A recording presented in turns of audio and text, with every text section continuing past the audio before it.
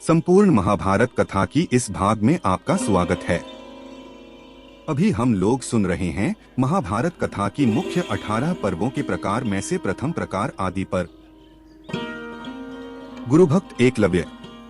एक दिन एकलव्य नाम का भील बालक गुरु द्रोण के पास धनुर्विद्या सीखने की इच्छा से लाया। गुरु द्रोण ने उसे बताया कि वे केवल राजकुमारों को ही शिक्षा देते हैं। बालक चला गया, पर उसने गुरु द्रोण की मूर्ति बनाकर धनुर्विद्या का अभ्यास किया तथा ही धनुर्विद्या में निपुण हो गया। एक दिन सभी राजकुमार जंगल में खेलने गए। एक कुत्ता भी उनके आगे आगे चल रहा था। कुछ आहट पाकर वह भौंकने लगा। एकलव्य ने एक एक करके कई तीर छोड़े जो कुत्ते के मुंह में जा घुसे। कुत्ते का भौंकना बंद हो गया, पर उसे कहीं चोट नहीं आई। राजकुमारों को बहुत आश्चर्य हुआ। जब उन्होंने एकलव्य से पूछा कि उसे धनुर्विद्या किसने सिखाई है, तो उसने द्रोण की मूर्ति की ओर इशारा किया तथा कहा, आचार्य द्रोण ने। राजधानी लौटकर राजकुमारों ने एकलव्य की धनुर्विद्या का समाचार गुरु द्रोण को सुनाया तथा कहा कि एकलव्य ने धनुर्विद्या में हमसे भी अधिक कुशलता प्राप्त कर ली है। गुरु द्रोण ने बताया कि एकलव्य को जो सिद्धि मिली है वह उसकी गुरु भक्ति तथा श्रद्धा का परिणाम है। शस्त्र संचालन का प्रदर्शन। एक दिन पितामह भीष्म ने गुरु द्रोण से सलाह करके के शस्त्र संचालन के प्रदर्शन की व्यवस्था की। निश्चित समय पर रंगस्थली दर्शकों से भर गई। भीष्म, धृतराष्ट्र, गांधारी, कुंती, विदुर आदि सभी उपस्थित थे। सभी ने अपना अपना कौशल दिखाया तथा सभी का मन मोह लिया। विदुर ने धृतराष्ट्र को प्रदर्शन का वृत्तांत सुनाया। भीम और दुर्योधन ने गदायुद्ध का कौशल दिखाया। दोनों एक दूसरे से ईर्ष्या रखते थे। आथर एक दूसरे पर वार करने लगे, पर गुरु द्रोण ने संकेत पर अश्वत्थामा ने उन्हें अलग अलग कर दिया। कर्ण की चुनौती। अर्जुन की धनुर्विद्या की प्रशंसा सभी कर रहे थे कि इसी समय कर्ण आगे आया तथा अपनी कला दिखाने की इच्छा व्यक्त करते हुए बोला कि जो कुछ अर्जुन ने किया वह मेरे लिए अत्यंत साधारण सी बात है। कर्ण ने कहा कि मैं अर्जुन से द्वंद्व युद्ध करना चाहता हूँ, पर कृपाचार्य ने उसे सूतपुत्र कहकर द्वंद्व युद्ध की बात काट दी, क्योंकि राजकुमार से द्वंद्व युद्ध करने का अधिकारी राजकुमार ही होता है। इस पर दुर्योधन ने कर्ण को अंग देश का राजा घोषित कर दिया तथा सभा भवन में ही उसका राजतिलक कर दिया। अर्जुन ने कर्ण से कहा कि कर्ण, तुम वीर हो, पर तुम यह मत समझो कि वीरता का वरदान केवल तुम्हें ही मिला है। संध्या हो चली थी, इसीलिए पितामह भीष्म ने प्रदर्शन को बंद करने का आदेश दे दिया। अर्जुन की गर्वोक्ति कर्ण के मन में चोट बनकर रह गई। राजा द्रुपद से प्रतिशोध। एक दिन द्रोणाचार्य ने सभी राजकुमारों को बुलाकर शस्त्र विद्या की शिक्षा के बदले गुरुदक्षिणा मांगी। उन्होंने द्रुपद को पकड़कर अपने सामने लाने की आज्ञा दी। गुरु की आज्ञा मानकर पांडवों ने पांचाल राज्य पर आक्रमण कर दिया तथा द्रुपद को पकड़कर द्रोण के सामने उपस्थित किया। इस प्रकार द्रोण ने द्रुपद से बदला ले लिया। बाद में द्रुपद ने भी अपने इस अपमान का बदला लेने के लिए पुत्रेष्टि यज्ञ किया तथा उन्हें धृष्टद्युम्न नामक पुत्र पैदा हुआ, जिसने महाभारत के युद्ध ने द्रोणाचार्य का वध किया।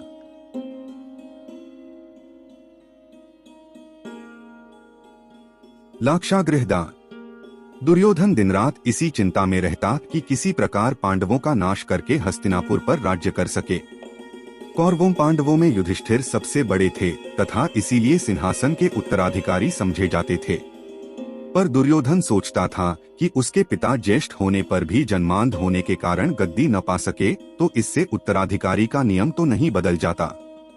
धृतराष्ट्र का बड़ा पुत्र होने के कारण मैं ही गद्दी का अधिकारी हूँ।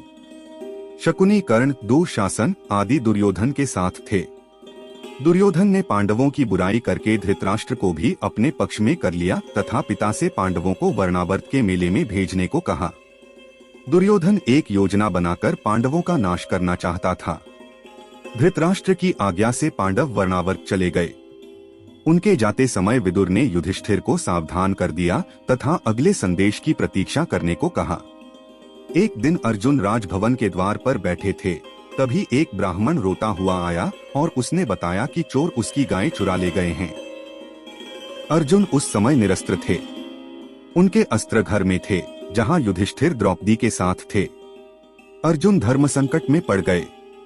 यदि हथियार लेने घर में जाते हैं तो 12 वर्ष का वनवास होगा और यदि गायों को नहीं छुड़ाते तो ब्राह्मण से शाप मिलेगा। अंत में वे सिर झुकाकर घर में गए तथा अस्त्र ले आए। उन्होंने ब्राह्मण की गायें छुड़ाकर ब्राह्मण को दे दी। अर्जुन ने युधिष्ठिर से 12 वर्ष के वनवास की आज्ञा मांगी। युधिष्ठिर ने बहुत समझाया, पर अर्जुन माता कुंती तथा भाइयों से मिलकर 12 वर्ष के वनवास के लिए निकल पड़े। दुर्योधन ने पुरोचन नाम के एक मंत्री से मिलकर वर्णावर्त में लाख के एक महल में पांडवों को जलाकर मार डालने की योजना बना ली थी। लाख का वह महल ऐसा बनवाया गया था जो आग के स्पर्श से ही पूरी तरह जल उठे तथा पांडव जल मरे। जैसे ही पांडव वर्णावर्त में बने लाख महल में जाने को तैयार हुए, विदुर ने उन्हें एक संदेश भेजकर दुर्योधन की सारी योजना से सावधान करा दिया। एक कारीगर ने महल से बाहर निकलने के लिए सुरंग बना दी। पांडव महल के भीतर नहीं, इसी सुरंग में सोया करते थे, जिससे कि महल में आग लगने पर जल्दी ही बाहर निकल सकें। कृष्ण चतुर्दशी के दिन युधिष्ठिर को पुरोचन के रंगढंग से एहसास हो गया कि महल में आज रात को ही आग लगाई जाएगी। युधिष्ठिर ने अपने भाइयों को सचेत कर दिया। पांडवों ने उस दिन यज्ञ किया था, जिसमें नगरवासियों के साथ एक भीलनी ने भी अपने 5 पुत्रों के साथ भोजन किया था। भोजन के बाद वह भीलनी महल में ही सो गई। पुरोचन महल के बाहरी कमरे में सो रहा था। भीम ने रात को महल में आग लगा दी तथा माता कुंती को लेकर सुरंग से बाहर आ गए। पुरेचन तथा अपने पुत्रों के साथ भीलनी जल मरी है। हस्तिनापुर में शोक छा गया, पर विदुर को विश्वास था कि पांडव अवश्य ही बच निकले होंगे। लाक्षागृह से निकलकर पांडव दुर्गम वन पार करते हुए गंगा तट पहुँचे, जहाँ उन्हें विदुर का भेजा एक आदमी नाव के साथ मिला था। पांडव उसी नाव में गंगा पार हो गए। हिडिंब का वध। गंगा पार करके पांडव दक्षिण की ओर बढ़ते रहे तथा घने जंगल में पहुंच गए। थकान और भूख प्यास से सभी का बुरा हाल था। भीम सबको एक वटवृक्ष के नीचे बैठाकर पानी की तलाश में इधर उधर देखने लगे। पेड़ पर चढ़कर उन्होंने पास ही कुछ पक्षी देखे तथा समझ लिया कि अवश्य ही उधर पानी है।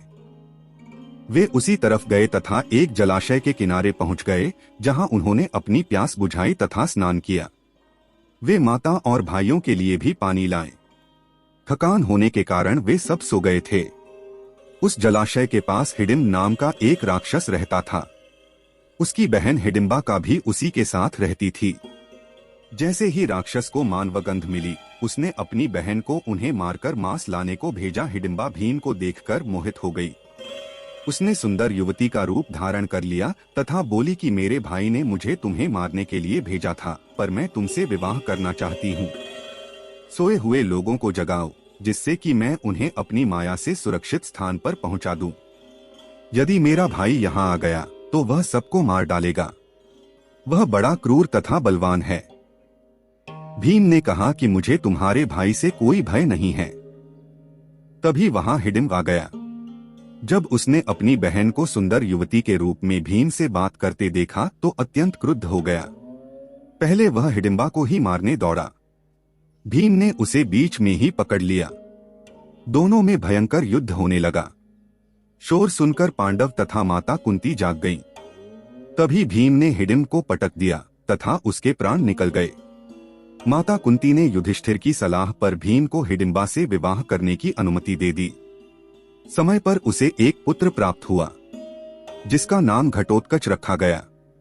वह बहुत पराक्रमी योद्धा हुआ। जब भीम अपनी माता और भाइयों के साथ उस वन को छोड़कर आगे जाने की तैयारी करने लगे तो घटोत्कच ने भीम से कहा कि पिताजी, जब भी जरूरत हो मुझे याद कीजिएगा, मैं आपकी सेवा में उपस्थित हो जाऊंगा। बकासुर संहार। वनमार्ग पर चलते चलते एक दिन पांडवों की भेंट महर्षि व्यास से हुई। महर्षि व्यास ने पांडवों को ढांढस बंधाया तथा उन्हीं की सलाह पर पांडव ब्रह्मचारियों का वेश धारण कर एक चक्रा नामक नगरी में एक ब्राह्मण के घर रहने लगे। 5 भाई भिक्षा मांगकर लाते तथा उसी को बांटकर अपना पेट भरते। एक दिन भीम घर पर रह गए। तभी कुंती ने अपने आश्रयदाता ब्राह्मण के घर रोने की आवाज सुनी। पूछने पर पता चला कि बक नाम का एक राक्षस नगर के पास ही गुफा में रहता है, जो लोगों को जहां भी देखता मारकर खा जाता था। नगरवासियों ने उससे तंग आकर एक समझौता कर लिया कि हर सप्ताह उसकी गुफा में गाड़ी भरकर मांस, मदिरा, पकवान आदि भेज दिया जाएगा तथा गाड़ीवान भी उसी खुराक में शामिल होगा। उस दिन गाड़ीवान के रूप में उस ब्राह्मण को जाना था। वहां पहुंचकर वह कभी जिंदा वापस नहीं आ सकेगा, इसीलिए घर के सभी लोग रो रहे हैं। कुंती ने ब्राह्मण को धीरज बंधाया तथा कहा कि उसकी जगह मेरा पुत्र भीम चला जाएगा तथा बकासुर उसका कुछ भी नहीं बिगाड़ सकेगा। भीम भोजन तथा पकवान से भरी गाड़ी लेकर राक्षस की गुफा तक पहुंचा तथा उसने उससे अपनी पेट पूजा शुरू कर दी। बकासुर ने गुफा से देखा कि एक विशाल शरीर वाला मनुष्य उसके भोजन को खा रहा है। वह भीम से भिड़ गया। भीम ने उसे लात घूंसे मार मार कर जान से मार डाला तथा उसकी लाश को नगर द्वार तक ले आए।